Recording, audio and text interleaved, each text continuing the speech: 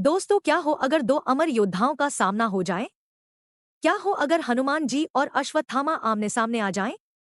आज हम आपको एक ऐसी छुपी पौराणिक कथा सुनाने जा रहे हैं जहां हनुमान जी और अश्वत्थामा का सामना हुआ था। यह कथा जितनी रहस्यमयी है उतनी ही रोमांचकारी है। बहुत समय पहले महाभारत के युद्ध के बाद जब अश्वत्थामा को श्राप मिला था कि वह अमर रहेंगे, तो वह वर्षों से धरती पर भटक रहे थे। कहानी कहती है कि एक बार अश्वत्थामा हिमालय की घनी वादियों में जा रहे थे, अपनी पीड़ा से मुक्त होने के लिए किसी उपाय की तलाश में। तभी उसकी नजर एक शक्तिशाली दिव्य पुरुष पर पड़ी। वह थे हनुमान जी, राम भक्त, अनंत शक्तियों के स्वामी। अश्वत्थामा ने हनुमान जी को पहचान लिया। उसकी आंखों में आश्चर्य और क्रोध दोनों ही झलक रहे थे। अश्वत्थामा ने सोचा, अगर कोई मुझे इस पीड़ा से मुक्त कर सकता है तो यह दिव्य पुरुष ही हो सकता है। अश्वत्थामा बोले, हनुमान, तुम इतने शक्तिशाली हो, क्या तुम मेरी पीड़ा समाप्त कर सकते हो जो मुझे हमेशा के लिए अमर और दर्द में बांध कर रखती है?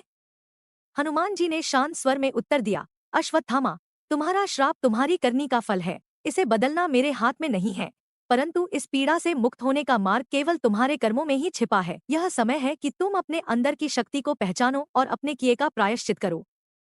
अश्वत्थामा ने निराश होकर पूछा, क्या मेरे लिए कोई मुक्ति नहीं है?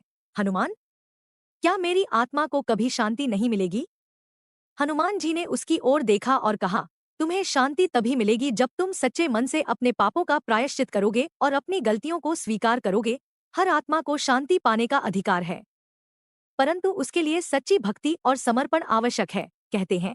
उस दिन से अश्वत्थामा अपनी गलती का प्रायश्चित करने लगे और जंगलों में एकांतवास करने लगे। दोस्तों, यह कथा हमें सिखाती है कि चाहे हम कितनी भी शक्तिशाली क्यों न हो जाएं, हमारे कर्मों का फल हमें भुगतना ही पड़ता है, लेकिन आत्मा की मुक्ति का मार्ग हमेशा भक्ति और प्रायश्चित से होकर जाता है। दोस्तों, ऐसे ही और वीडियोस के लिए हमारे YouTube चैनल विवेक AI स्टोरीज को सब्सक्राइब करें।